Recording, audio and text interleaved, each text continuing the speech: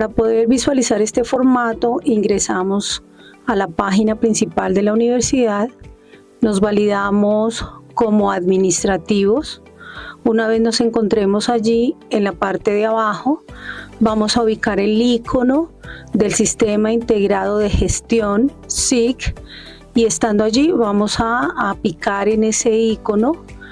A través de él vamos a ingresar y vamos a dar en búsqueda de formatos. Al estar en búsqueda de formatos, vamos a dar una palabra clave. Si no conocemos el código, en este caso el formato se llama solicitud de bienes y servicios, podemos dar una palabra clave como bienes. Ya cuando podemos visualizar los documentos, escogemos el que se llame solicitud de bienes y servicios. En este caso es el primero que aparece y que actualmente se identifica con el código AGC P01F01. Es importante tener en cuenta la versión, ¿cierto? Revisar que esa versión esté actualizada. Actualmente estamos trabajando con la versión 5. Vamos a iniciar a diligenciar todos los campos que nos pide el formato. Nos va a pedir la ciudad, la fecha, la información del jefe del departamento de contratación. En este momento, el jefe de contratación es el doctor Alex Eduardo Rojas Figueredo.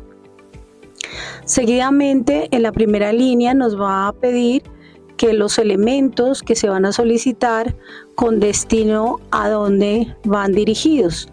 Entonces allí vamos a mirar, dependiendo si estamos hablando de un grupo de investigación, pues vamos a referenciar muy puntualmente el nombre del grupo, o si es un proyecto de investigación que tiene un SGI, es importante que indiquemos el nombre del proyecto, pero que vaya acompañado de su respectivo SGI para poderlo identificar. Luego pues viene una tabla en la que nos están solicitando los ítems, la descripción del bien o servicio, el código CPC, la unidad de medida y la cantidad solicitada. En el ítem pues simplemente vamos a diligenciar tantos ítems requiramos, si vamos del 1 al 10 o simplemente 3 o 1, pues de acuerdo a la necesidad. Luego en la descripción del bien o servicio tenemos que detallar, por ejemplo, qué tipo de elemento es el que necesitamos. Cuando hablamos en la tercera casilla del código CPC, es el código que corresponde al catálogo presupuestal. Luego pues está la unidad de presentación, ¿cierto? Esto significa si es, por ejemplo, computadores de escritorio, entonces será por unidad, ¿cierto? Y en la cantidad solicitada pues será 1 o 10 computadores, dependiendo pues de la necesidad que se tenga. Igual pues si estamos hablando de elementos que vienen, por ejemplo, en frascos, ¿cierto? Entonces hay que indicar en esa unidad de presentación que es en frascos y la cantidad solicitada pues 500 o 1000 miligramos o 1 libra, bueno, en fin, sí, dependiendo pues de cada requerimiento y cada solicitud. Luego vamos a mirar el renglón que dice lugar de entrega de los elementos o prestación del servicio. En ese lugar de entrega se escribe dónde la sede, ¿cierto? Con la ciudad. En la conveniencia, justificación y necesidad del objeto a contratar, es importante entrar ya en estos 3 aspectos, es donde se entra más al detalle, porque es que se necesita del elemento, porque se necesita de esa solicitud, ¿cierto? Y justificar muy bien, como lo dice allí, el motivo específico de esa solicitud puede ser por obsolescencia, porque se necesita actualizar, porque se tiene una necesidad o simplemente porque estamos en cumplimiento de unos objetivos o hay alguna norma que nos exige adquirir algún elemento para poder cumplir pues ese objetivo.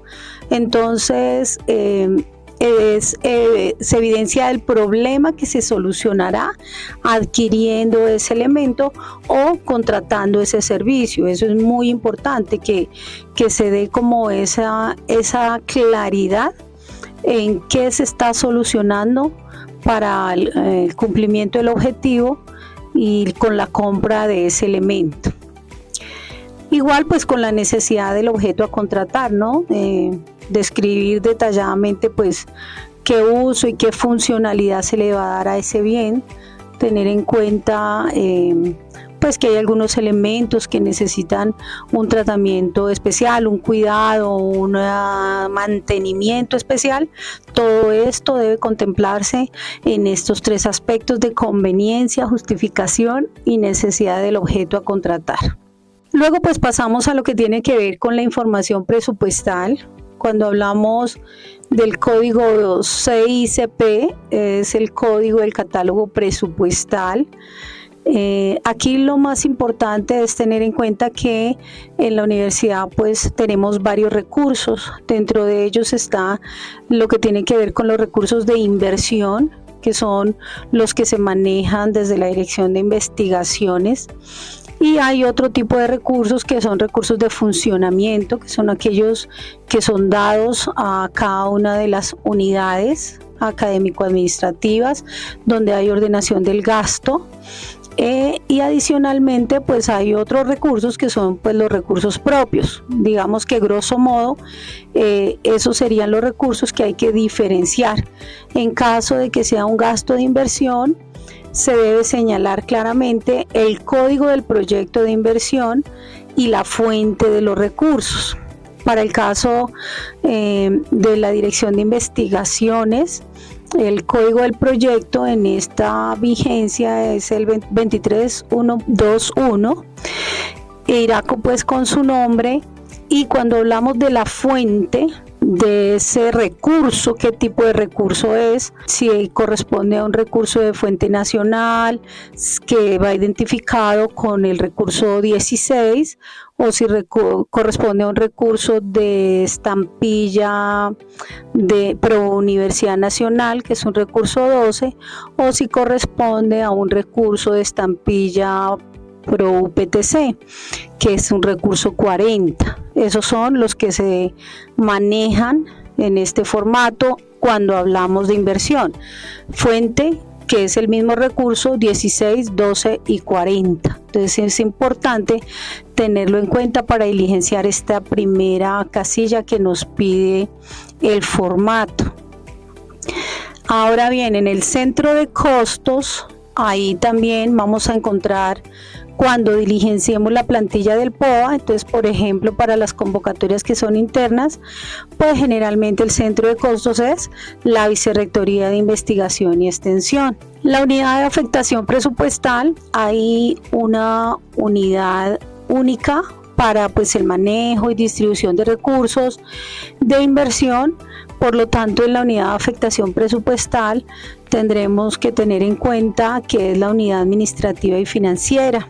Y pues ya para otros trámites que no involucren recursos de inversión, pues tendrán que mirar si es alguna de las otras 10 u 11 unidades que tiene pues la universidad, dependiendo de dónde esté ubicado el recurso. Luego viene el POA de afectación presupuestal. En el POA de afectación presupuestal hace referencia, POA traduce plan operativo anual.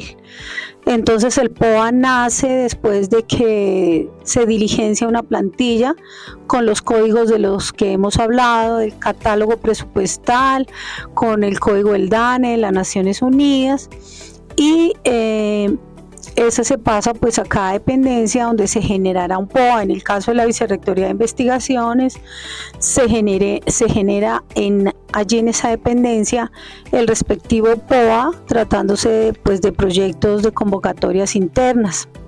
Puede haber POA 50 en la Vicerrectoría de Investigaciones, pero puede haber POA 50 en la unidad administrativa, pero puede haber POA 50 en otra unidad.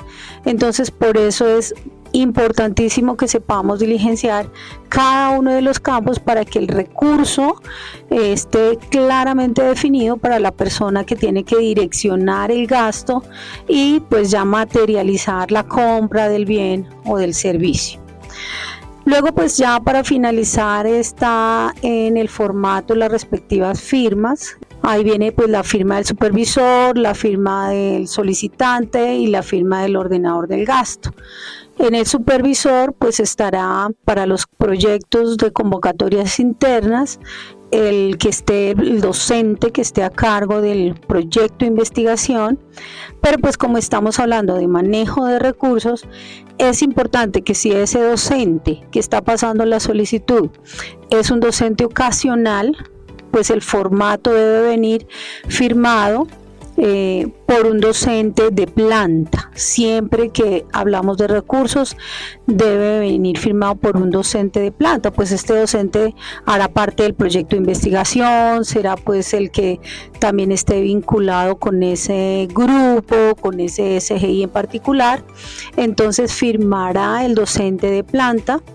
Y pues en el solicitante entonces estará la persona. Esto es importante, en la parte del solicitante estará la persona que va a hacer uso y la persona que va a responder por ese trámite de los bienes y servicios. Es importante que se identifique el teléfono, que se deje el correo, que se dejen todos los datos para que en el momento de que surja cualquier inquietud nos podamos comunicar directamente con la persona que está haciendo la solicitud, que es la persona que conoce las especificaciones claras del bien para poderle pues darle también las indicaciones en caso de que se presenten pues discrepancias o que no se encuentre el elemento, que se tengan dudas frente a ese elemento que quieren adquirir, pues el solicitante será la persona que avale pues dicho producto, dicho trámite con la oficina de contratación. Y adicionalmente pues irá la firma del ordenador del gasto. Para el caso de la Vicerrectoría de Investigación y Extensión será la firma del ingeniero Carlos Mauricio Moreno Telles, quien actualmente pues es el Vicerrector de Investigación y Extensión. Y pues con esto finalizaríamos el diligenciamiento de este formato de solicitud de bienes y servicios. Por último, es importante diligenciar la información de quién proyectó esta solicitud. Puede ser el investigador principal o puede ser pues el estudiante semillero joven que esté pues colaborando en este proceso. También diligenciar toda la información requerida en el formato, que no queden espacios sin diligenciar porque pues esto dificultará su trámite. Luego de que se tiene pues ya todo diligenciado y nos hemos cerciorado de que la información es correcta, se convierte el documento a un formato PDF y se envía al correo solicitudes.vie@uptc.edu.co para la gestión de las firmas y se radica en el departamento de contratación.